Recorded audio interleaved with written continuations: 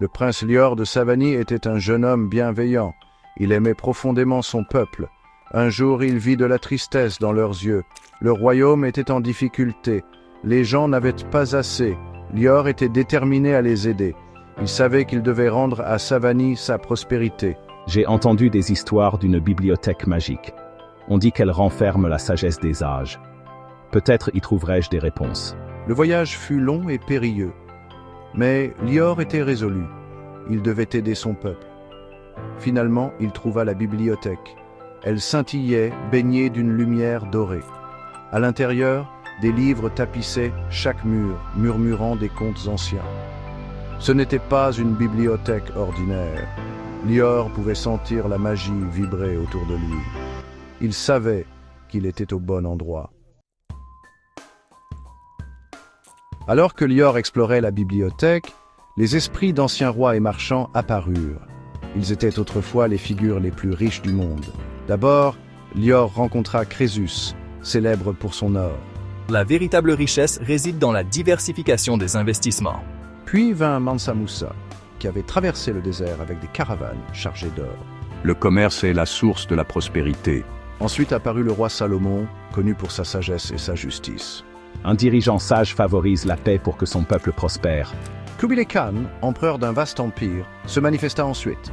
L'innovation est le moteur de la croissance. Enfin, Marcus Licinius Crassus, un magnate romain, se matérialisa.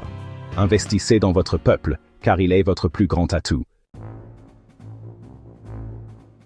La bibliothèque scintilla, et 5 nouvelles figures émergèrent. Il ne s'agissait pas de rois d'antan, mais de visionnaires modernes. D'abord apparut Elon Musk, un homme qui vise les étoiles. N'arrêtez jamais d'innover. L'avenir appartient aux audacieux. Puis vint Jeff Bezos qui a bâti un empire reliant acheteurs et vendeurs. Concentrez-vous sur le client, sa satisfaction est primordiale. Warren Buffett, l'oracle d'Omaha, apparut ensuite.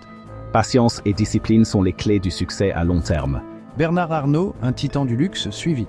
La qualité survit toujours aux tendances. Enfin, Bill Gates, un champion du progrès, émergea. Le savoir est la plus grande richesse. Partagez-le librement. Lior retourna à Savanie avec une sagesse nouvelle. Il se souvint des leçons du passé et du présent. Il diversifia l'économie du royaume, investissant dans l'agriculture, l'artisanat et le commerce. Il fit de Savanie un havre de paix, attirant les marchands de loin. Lior investit dans l'éducation, construisant des écoles et des bibliothèques. Nous devons encourager l'innovation et récompenser nos inventeurs et artisans. Il partagea les richesses du royaume, s'assurant que chacun en bénéficie. Savanie s'épanouit, les marchés regorgèrent de marchandises. Les enfants riaient en apprenant.